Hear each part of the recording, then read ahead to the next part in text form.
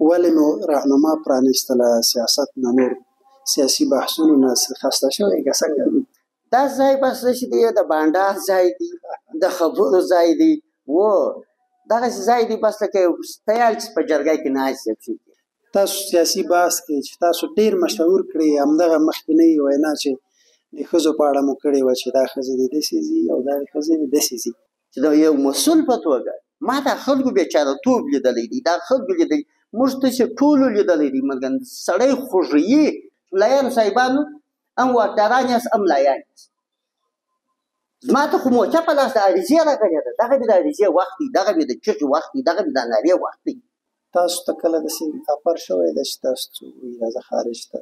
د خپل هېواد ښه خوند راکوي، د خپل په هېواد کې پاتې کېدل ښه خوند راکوي. پر ما خیرات نه کېږي، زه خپله درته وایم، پر ما نه زکات کېږي، خرابات پر ما کېږي. په خرابات چې خدای پاک وکړي چا څوک یې پخوا هم تجارت کاروبار دې درلوده که دا لومړی ځل دی سیاست ترڅنګ؟ په ټوله زندګي کې دا اول وار دی. لیدونکو سلامونه، په دې هیله چې روغ او رمټ به یاست، د نړۍ په هر ځای کې چې یاست خوښ او خوشحاله اوسئ.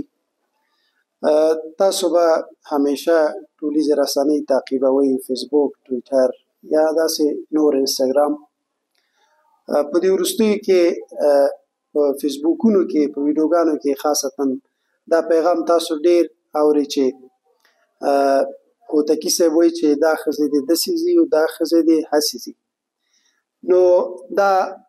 وینا د چا دی؟ نن راغلی یم د همدې وینا ویونکي امان الله هوتکي صاحب سره مې مرکه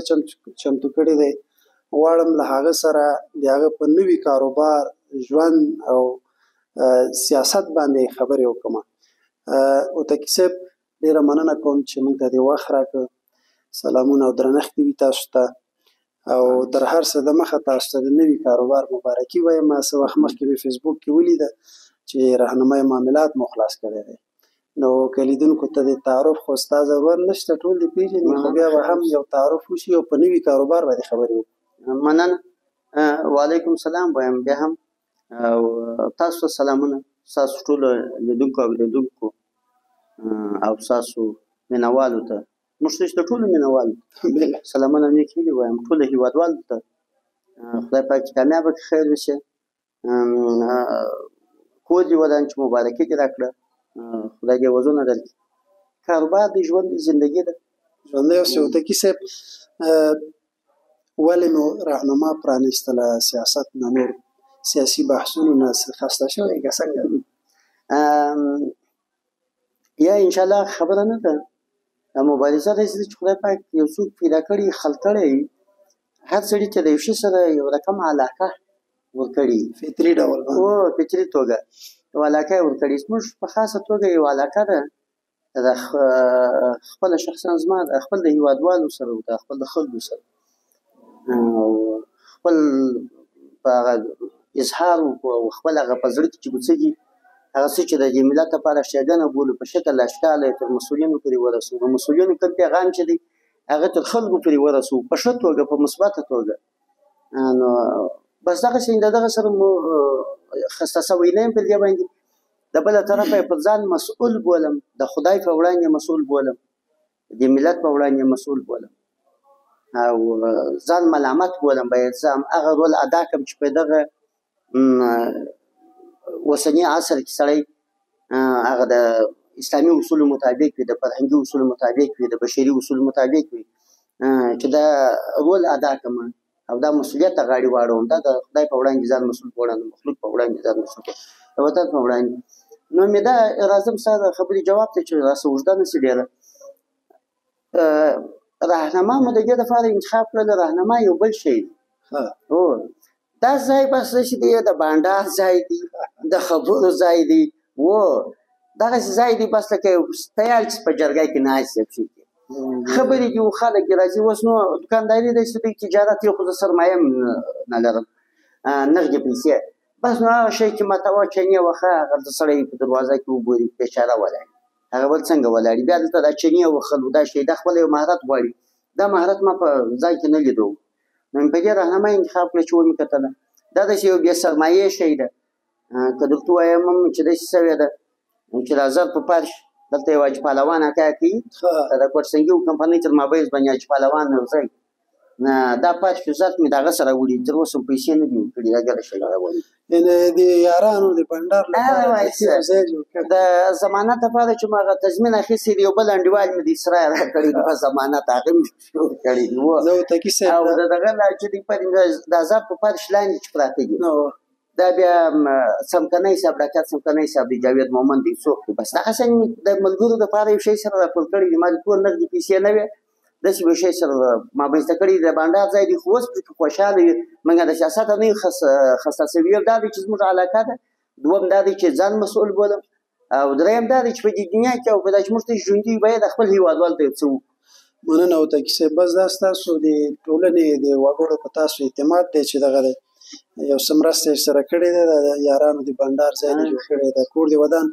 ورته صاحب هم به بنډارونه کوي هم به کاروبار کوي نو ځکه ډوډۍ نفقه هم فرض دی دا راهنما تاسو کوم کارونه سرته رسوي دا راهنما خو نو داسې شی ده چې څوک مځکه رانیسي هغه ځي په راهنما کې پوښتنه کوي څوک چې مځکه خرڅوي هغه یې په راهنما کې ثبتوي دا د دې ښار خصوصا د کابل په اطرافو کې دا شی کم دی اطرافو کې تر اوسه پورې دا شی کم دی چې دی په دغه کې په راهنما ویسه کې موږ په کابل کې په غټو ښارو کې کندهار کې روزګان کې دغه کندهار کې هلمند په روزګان کې خپله په ترینکوټ کې راهنما ویسته مګر کاروبار یې بیرون ډېر کېږي او دغه دی نو دا دغه شیان دی چې کې ثبتوي کې خرڅوي کې رانیسي راهنما ته ورځي نو بیا راهنما د دوی تر مابینځ ګوري هلته بیا طی مراحل لري ځکه چې راهنما خپله جواز دی دا بیا د ناحیې سره به مخ ته وړي بیا د عدلیې وزارت سره مخ ته وړي بیا دغه شیان کېږي نو راهنما دغه کاروبار مخ ته وړي شي ښه ده وتاکي صاحب اوس د جمهوریت سقوط نه وروسته کله چې امارت راغی معمولا هر نظام ځان ته خپل قوانین اصول لري تاسو سیاسي بحث کې چې تاسو ډېر مشهور کړی همدغه مخکینۍ وینا چې د ښځو په اړه مو کړې وه چې دا ښځې دې داسې ځي او دا ښځې دې داسې ځي نو دا ډېره مشهوره شوه واقعا ډېر تقدیر هم شوله د ښځو په اړه د هغوی د حقوقو په اړه ستاسو دریځ تر اوسه پورې څنګه دی تر اوسه د امارت په دغه درېیم کال سره په دې برخه کې کوم پرمختګونه شوي که په دې اړه هم لږ وغږېږي زه وایم د دا ښځو یو ټولنه ده زموږ خور د مور د لور د اولاد دا هغه شیان دي چې منلي دي ده چې منو کې نه منو دا شی شته دا خور لور مور یو شی جوړېږي ښځه یو شی ده راپسو د دې دپاره چې دا موږ دغسې یعنې اخلو خواته اچو اخواته اچو اخواته اچو ولې نه نو چې رامخته کوو د اسلامي اصولو مطابق یې ولې نه رامخته کوو پرون تعلیم نه ورته کېدولی نن راځئ د اسلامي اصولو مطابق تعلیم ته لاره ورته خلاصو نجارۍ کې پرېږدو کاروبار کې پرېږدو کمپیوټر کې پرېږدو هغه کې پرېږدو هغه کې پرېږدو کنټرول یې کړو دا شی د کنټرول لارې هم شته ښه طرحې شته خلک یې لري موږ یې لرو دنیاوال یې لري بیا دنیاوال موږ څه کوو اسلامي هېوادونه یې لري زه وایم زه هغه اسلامي شی د دنیاوالو رقم وایم یو سړی دی کافر دی خبره یې سمه ده زه د ده کفروالی ما ته هېڅ زه د ده کفروالی پروا نه لرم د سره ما ته هېڅ اهمیت د ده کفروالی نه لري زه دی څه کوم د دی کافر پر ما باندې زما عقیده سمه وایسي دی پر ما نه بل شی سمه وایسي زه د ده د کافرتوب زه در سره هېڅ مراد نه لرم زه مراد نه لرم مګر خبره یې د سړي د زوی هغه طرحه یې د سړي د زوی دا راواخم د اسلامي اصولو مطابق دغه ښځې د دغه حالت سره وباسم چې د یو مسؤل په توګه ما دا خلکو بیچارهتوب لیدلی دی دا خلکو لیدلی موږ تاسې ټولو لیدلی دی مګر سړی خوږوي سړی درد کوي د سړي زړه درد کوي سړی د زړه توګه په دماغي توګه ویر درد دی ضمیر یې ور وښوروي زه وایم د دغه حالت څخه دغه د اسلامي اصولو مطابق راوباسو ښه نو څوک یې راباسي چې د اسلام نارې وخمه چې اسلامي اصولو مطابق یې راوباسه نو څوک یې راباسي نو خو ملا صاحب یې راباسي وایم که زما اوس څه کې دا واسي په شریعت زه چاته ځمه ملا صاحب ته ځم نن ښه موقع په لاس راغلی زه چې دا چغې وخم نارې وخم زه د ځان لپاره دا موقع بولم ملایانو صاحبانو هم واکداران یاست هم ملایان یاست زما ته خو موقع په لاس د عریضې راغلی ده دغه مې د عریضې وخت دی دغه مې د چغې وخت دی دغه مې د نارې وخت دی دا که ته ما هر څومره تخته کوې بیا هم زه دغه بغیر درته وښم زه دا نه زه ستا پر حکومتدارۍ نور بحث نه لرم زما دې زره جواب ته وروره دغه د دغو ښځو دپاره دا د دې دپاره د دوی د مشرانو سره موږ ډېر کښېنستلي د مشرانو سره د مسؤلینو سره خواستای وو عریضې مې دي ورسره دا خبرې مې سره کړي دي دوی هم مثبت نظر ځینې اوري د دوی څخه هم ښې خبرې اوري بعضې خبرې دي چې دوی سړي ته ووایي هم سړی داسې ورته ټینګ ولا سړي څه قناعت راشي داسې نه چې دا اوس وایي دا ښځې دي مطلق بند دي هغه ثابت په خدای چې دوی مجبوریتونه لري دغه مجبوریتو ته چې وګوریم سړی ورته حیران شي دلته چې دې ته وګوریم چې ما ته کوم واقعه راغله دا ستاسو هغه لوړ احساس دی چې د ټولنې د یو مهم قشر په اړه لري متکي صاحب ډېری سیاسیون چې کله مشهور شي په مطبوعاتو کې مطبوعاتي څېره ترې جوړه شي لکه ستاسو خپله دوی خارج ته ځي د هېواده وځي تاسو ته کله داسې افر شوی ده چې تاسو ته ووایي راځه خارج ته بلکل ډېرو خلکو راته ویلي دي وړاندیز یې کړی پیشنهاد یې کړی دي دا نه یې ساه نه اچوم نه شی اچوم ما ته خوند نه راکوي خارج زه خارج ته تللی یم رسمي او غیر رسمي سفرو تللی یم اوکې ډېرو هېوادونو ته تللی یم خوند نه راکوي ګرد سره کې نه ساعت پکې تېرېږي نه هغه فرهنګ خوند راکوي نه رواج خوند راکوي د خپل هېواد ښه خوند راکوي د خپل په هېواد کې پاتې کېدل ښه خوند راکوي بل مفهوم دا چې تا ول مشهور سي باید نو خلک داسې کارونه راواخلي چې دی خپله د ټولنې د وږو باد سي چې یو څه باید دغه پرې کړم یو څه د دې پرې کړم زه خپل کاروبار مخته یوسم یا زه بیا وایم دا د دې دپاره د راهنما چې راځئ خپله زحمت وباسو پر ما خیرات نه کېږي زه خپله درته وایم پر ما نه زکات کېږي دا شی پر ما نه کېږي دوګونې ډوډۍ زما جوړه ده چې پر ما خیرات زکات نه کېږي زه د اکثره دغه ته ووایم چې زه سپېږری نه یم نه د سپېږري چمنه کوم نه بل شی کوم پر ما خرابات کېږي څه یې که نه خرابات پر ما کېږي په خرابات چې خدای پاک وکړي چا څوک یې کې هغه د غاړه د یو سړی د انډیوال دی راځي درته وایي ورور دی وایم بل شی په وسه نه دی پوره وروره دغه یوه دانه یو کوچنی موټر لرم دا واخله مګن که دا د ماته چایلاک چای راخیستي من برای راخیستي الله دې خیر وکړي دا پر ما نه کېږي 5 مانه وړی راخیستي یا یو شکر یم ډوډۍ لرم حساب لرم هغه شی شته نو مې پیغام په دې کې دا و چې راځئ خپل کاروبار وکړو هغه شی چې راواخلو چې څه ناڅه ورسره پوهېږو صحیح په راهنما کې هم دلته چې سړی فکر شو چې زه یو خبره درته وکړم په راهنماو کې هم په ټولو کې نه په بعضې راهنماو کې دا جیلي سیټي دي کې باید څه شي کې باید څه شي کې اوس موږ ته پکار دا ده چې دغه شی سم کړو غلطیاوې شته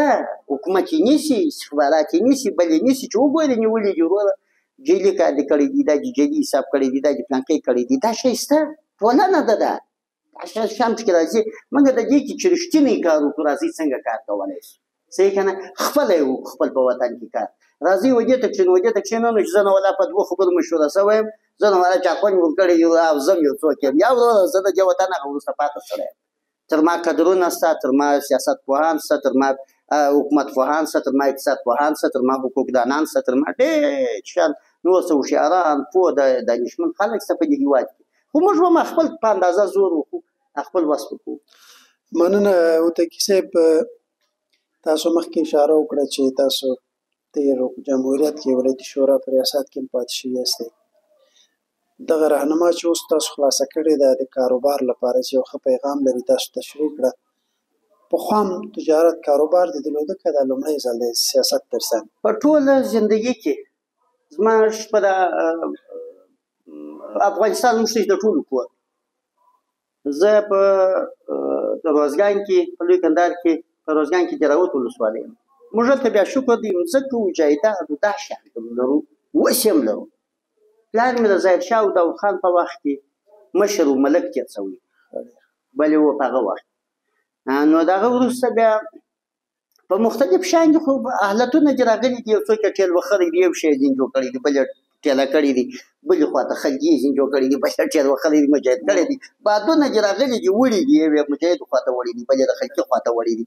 بالا دغه شیان سره تقسیم کړي وو دنیاوال و ظالمان و راغلي دا پړاو نو سره ولاړو راغلو تللي و راغلي سره انقلابونه جمهوریت هم راغلي تقریبا د جمهوریت کې 6 کال چې په جمهوریت کې مداخلت کړی دي په هغه اولو کلو کې نو د هغه څخه پوښتنه راغله دا تر دفاع یې پورې و نو بیا دا د حکومت چپه سو امارت راغی همدا یو دلته په دې هېواد کې اوسېږو خو تجارت مې